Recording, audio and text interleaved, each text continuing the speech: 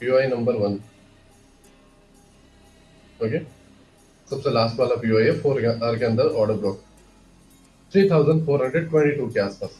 अब scenario number 1 ये है कि प्राइस यहां तक जाए, इसको टैप करें और डाउन जाए। अब डाउन कहां तक जाए, अगेन आते हैं डेली टाइम फ्रेम में, डाउन जाए इस ऑर्डर ब्लॉक तक 3226 तक। और सिनेरियो नंबर 2 है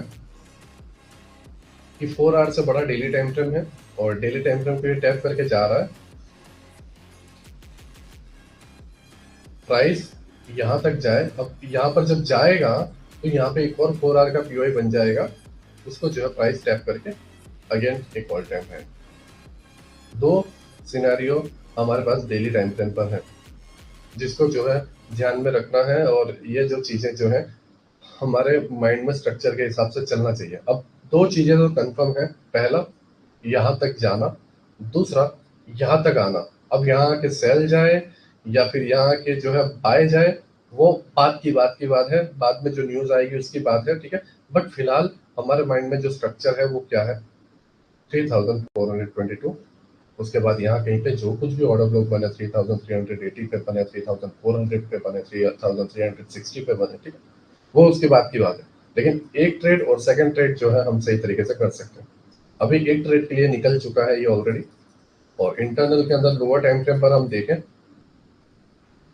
तो 1 आवर में जो है इस जोन को टैप करने जा रहा है 70 को, वो 70 को टैप कर देगा। उसके बाद जो है यहाँ पे लास्ट जो है किसी को डन करके फिर इस तरीके से अपसाइड जाने के चांसेस हैं।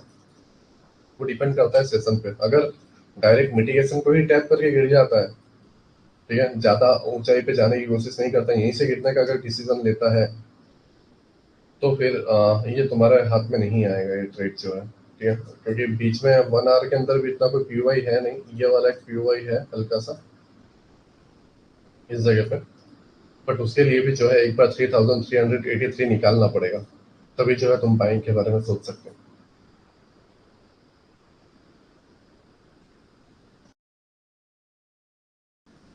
अभी के लिए 66 70 67 70 के आसपास जो है ये तुम्हें जाते हुए देखने को मिलेगा।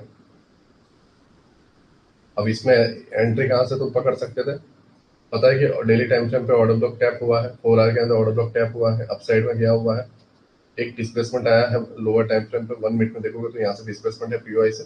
अगेन एक डिस्प्लेसमेंट इस जगह पे मिला जिसके अंदर लास्ट एफईजी था, वो टैप हुआ। चलो कोई बात नहीं है, सब तो सेशन के पहले की